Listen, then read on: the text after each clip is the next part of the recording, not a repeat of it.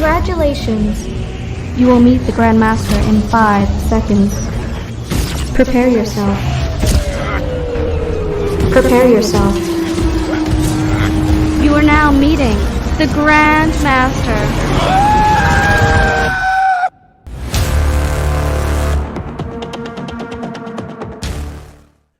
Earlier this week, we learned that Sebastian Stan was not going to be reprising his role as Bucky Barnes in Captain America 4 Brave New World. With that, we now have a theory here from Fandom Wire where they are saying that Sebastian Stan's absence from Captain America 4 can honor Chadwick Boseman's legacy, setting him up to become a Wakandan superhero. This is what Fandom Wire had to say about Sebastian Stan's absence in Captain America 4. Fans were curious about what was in store for the Winter Soldier when Sebastian Stan's character Bucky Barnes was promptly absent from the recent announcement of Julius Zona's Captain America 4. However, a new theory suggests that his absence from the upcoming flick may allow Bucky Barnes to fully embrace his Wakandan superhero identity. Despite the disappointment that Bucky was left out of Captain America Brave New World, the decision actually makes sense. While Captain America 4 perfectly justifies his absence as he moves from a supporting role to a more significant one, White Wolf in the Thunderbolts. It goes on to say Bucky Barnes has spent more than a decade in the MCU, but aside from becoming the Winter Soldier and ultimately breaking free from Hydra's hold, he has not undergone much growth. Not to be overlooked, though, is Stan's cameo as Barnes in Black Panther's 2018 post-credit scene where he receives assistance from Shuri, T'Challa's sister, in order to recuperate from Hydra's conditioning. It goes on to say, and it talks about what Anthony Mackie had to say about him being upset that he's not going to get to spend time with Daniel and Sebastian on set of what could potentially be a Falcon Winter Soldier 2, Season 2, never going to happen, but something like that. He's not going to get to hang out with them. They go on to say, could Sebastian Stan's character transform into a Wakandan superhero in the MCU? The 2011 film Captain America the First Avenger marked Bucky Barnes' Sebastian Stan's screen debut. Though one of the most enduring characters in the MCU, Bucky remains largely unseen until now. But Thunderbolts have the power to change that. Stan's character might eventually have a more prominent arc in the upcoming movie, according to Screen Rant. Though the details of the plot are still under wraps, Thunderbolts may already have some of the makings of a dramatic and potentially revolutionary story. As Bucky Barnes recovered in Wakanda, the Wakandan kids gave him the nickname White Wolf in the post-credit scene seen in the 2018 Black Panther. The White Wolf is the head of the Wakandan secret police force and the adopted brother of T'Challa and Shuri in Marvel Comics. Yet, according to Screen Rant, Bucky Barnes may finally wear this moniker in Thunderbolts, especially if Valentina's quest for Vibranium forces him to return to Wakanda. After Chadwick Boseman's tragic passing, if Barnes becomes the White Wolf, the MCU will certainly be honoring T'Challa's legacy. It's no secret that fans have been demanding to see more of Bucky's nuance arc. Throughout the Marvel Cinematic Universe, his transformation from a brainwashed assassin to redeemed hero has been one of the most captivating stories. And what better way to carry on the legacy than by assuming new duties and powers as a Wakandan superhero that would honor Boseman's impact on the Marvel Universe, or would that honor Boseman's impact on the Marvel Universe? Captain America Brave New World is slated for release on February 14, 2025, with Thunderbolts releasing on May 2nd, 2025. The last part they said there in that is, and what better way to carry on his legacy than assuming new duties and powers as a Wakandan superhero that would honor Boseman's impact on the Marvel Universe? No, that wouldn't honor Chadwick Boseman's impact on the Marvel Universe. I think that would only play into what we already know about Wakanda. If you've read the Black Panther comics, if you know anything about the Black Panther history or anything like that, yes, we all know that the White Wolf is a character in Marvel Comics that is adopted and becomes Shuri and T'Challa's brother and is the head of the secret police and everything like that. We all know. And, that was something in 2018 when we saw the post-credit scene and Bucky was called the White Wolf. That was exciting. It gave us ideas of what it could mean for the future. But one thing that one of the questions that was on a lot of our minds when we saw Wakanda Forever was, why was Bucky not at the funeral? Hold on. Make sure you subscribe right now because we need to hit 3,000 subscribers by summer's end. We're going to be posting every single day. What I'm trying to say is, we need your help! So tell a friend. Get notified and subscribe now. Now back to the video. The morbid funeral that we all had to, that was put into the film for viewers' entertainment. Why was Bucky not at the funeral then? If he's the White Wolf and he has the relationship that he has with Wakanda, which we also saw more glimpses into that relationship from the Falcon and Winter Soldier series, why then was Bucky not at the funeral as the White Wolf? You know, and then one of the things they said there, would that honor the impact of that Boseman had on the Marvel Universe? No, we keep trying to do this silly dance of dancing around the one thing that would honor Chadwick Boseman and what he left in the mark that he left on the MCU, and that is recasting the character. This is something that Chadwick Boseman himself has talked about. He has not specifically come out and said, and I want to make that clear, he did not specifically say that I want the character of T'Challa recast if X, Y, and Z were to happen. But he has talked about recasting before, and I'm going to show some of those clips because I feel like whenever we talk about recasting T'Challa, these clips and the things that come out of Boseman's mouth himself seem to go unnoticed every single time, or when they do get shared, they are always overlooked by the anti-recast crowd. And these are things, again, that Chadwick Boseman himself has said. So I don't believe that having Sebastian Stan come in as the White Wolf would then change any type or make any type of a legacy on the impact that Chadwick Boseman has already left on the MCU. That's not. We're missing the point. We're trying to do this thing with a child and bring this kid in and make this kid that doesn't exist within this brand new character that everyone is calling a recast. That is not a recast. We're trying to do this dance with him and give him the stories that are T'Challa, the comic stories of T'Challa, and have him execute those stories out in the MCU. And not only that, now we're trying to, and I know that this is just a theory, and I typically do like, and I still do like what Fandom Wire has to say. I think that they do understand that it is important to recast T'Challa just based off of past articles that they've done before. So I'm giving them the benefit of the doubt. But with this article here, having the theory, I don't know if this is their theory, I don't know if this is a theory that they've seen out there, or if this is a theory that is already out there in the ether, and I just have not seen it. But this whole theory of having Bucky come in as the White Wolf and be the Wakandan superhero, that's another wrong move to make in the MCU when it comes to the Black Panther franchise. The only thing that is going to be right when it comes to fixing this franchise, and we've said it many, many times before, and that is going to be recasting the character. And these aren't just my words. Again, I'm going to share with you. These are videos that Eman has shared before. I'm going to reshare them here. Again, I've shared these before, but we're going to share them again. I feel like they need to recirculate every now and then. This is the first video. This is what Jack Kirby had to say. The 60s and 70s expanded comics as well as minds. I suddenly discovered that there weren't no blacks in comics, that nobody had made a story about blacks. I felt that blacks had to be represented in comics as well as everywhere else. So I drew the Black Panther. I drew him as a powerful and virtuous character. All right, the first thing that, let's go back just one time here to play the first thing that he said. The 60s and 70s expanded comics as well as minds. I suddenly discovered that there weren't no blacks in comics, that nobody had made a story about blacks. I felt that blacks... There were no blacks in comics, and nobody had made a story about blacks. Again, so then taking that story, that character, and replacing and making a white man the Wakandan hero defeats the purpose of why the character was created in the first place. And that is, again, from Jack Kirby himself. But then we can also hear it from Chadwick Boseman, why it's important to recast these characters, why it's important for the torch to be passed, the baton to be passed on.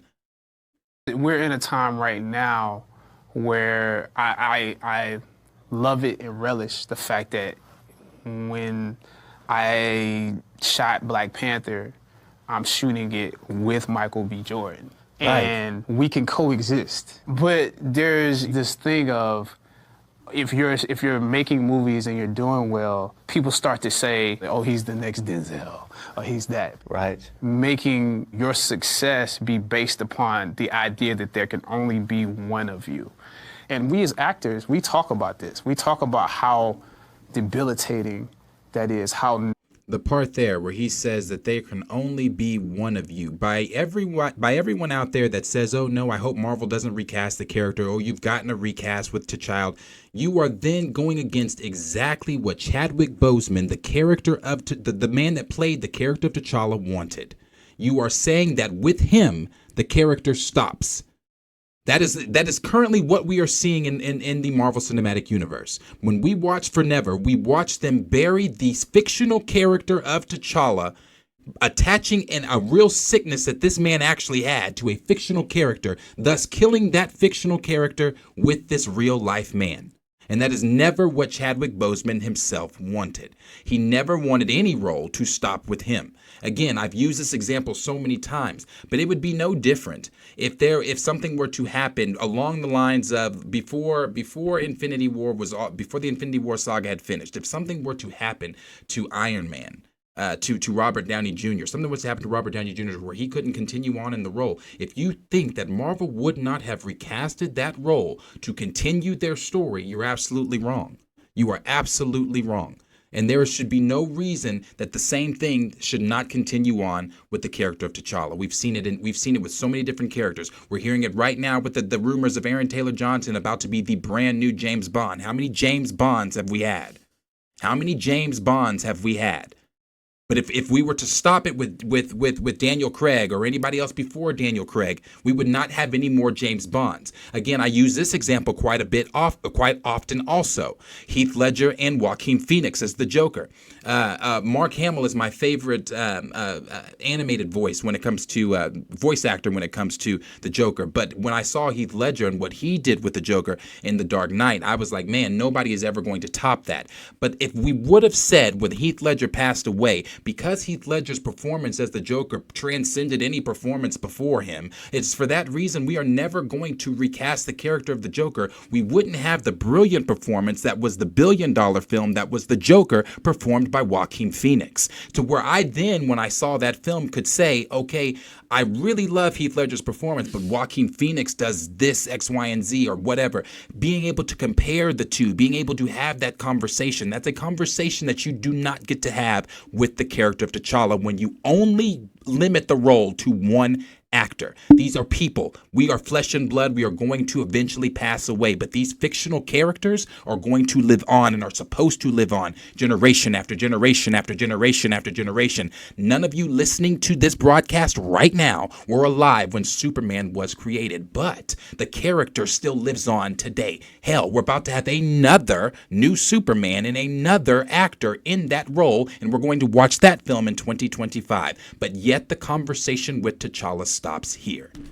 But everybody sits and says, but you're disrespecting Chadwick Boseman. That's so disrespectful to him and his legacy. You're disrespecting Chadwick Boseman. You're disrespecting his legacy because that's never what the man himself wanted. But anytime that this video is presented, anytime that evidence is presented to you, everybody goes quiet. Those anti-recasters go quiet. It's like, oh, well, no, that's not viable or whatever the rebuttal might be. But you can't refute anything that is coming out of the actual man himself's mouth. I'll let him continue on with what he's saying. Negative it is, how, it's also frightening, you know what I'm saying, to a certain degree, because you feel like it divides and conquers. It makes us pit you against each other. Puts us against each other, yeah. Exactly. So I root for David and Michael, and I root for everybody because I know if they do well, the truth is, it presents an opportunity for me. It's always tough when we lose someone people greatly respected. But the value of the work really means that they live forever. Mm-hmm. And that was one of the things that when Chadwick Boseman and I were texting, mm-hmm. This was April last year. He had been ill, but people were commenting on his weight loss. Mm-hmm. And he said to me, and I didn't reveal this until after he died, but he said in the text, I want them to see the role and not see me. Mm-hmm. Let me let him finish. He said, that is the job of an actor. Right. Where it's not about me. It's about the role. Right. And people remember the role and what you did with it.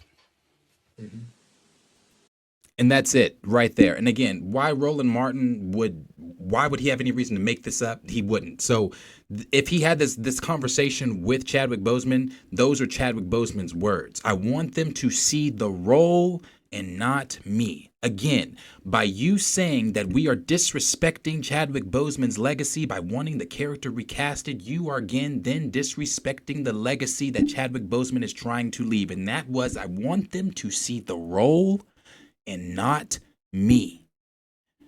It's not about we mourned in 2020, as I've said many, many times. We all mourned in 2020. When we all heard that Chadwick Boseman had passed away, we mourned the very real man in 2020. We did not then again in 2022 have to then sit through a morbid funeral, something that we've never seen in the MCU before. 2 funerals in one film. You lost the franchise's lead main character in the first 20 minutes of the film because you decided to morbidly kill him the exact same way that Chadwick Boseman died in real life. Then from there, you decided that wasn't enough Black Death in the film. We need to now kill the Queen Mother. Then you killed Angela Bassett's character and drowned the Queen Mother. And that is something we've talked about before. We talked about when Angela Bassett, when she discovered that scene in the script, she went over to Ryan Coogler and said, "What are you doing? This is gonna, people are gonna hate. This is gonna kill people." I still am one of the ones that believe she was against not recasting T'Challa. You have this all these people that have come out and said, like, you've got Roland Martin that has come out and said, he believes that the character should be recasted, or that what Chadwick Boseman had said, that he wants people to see the character and not see him.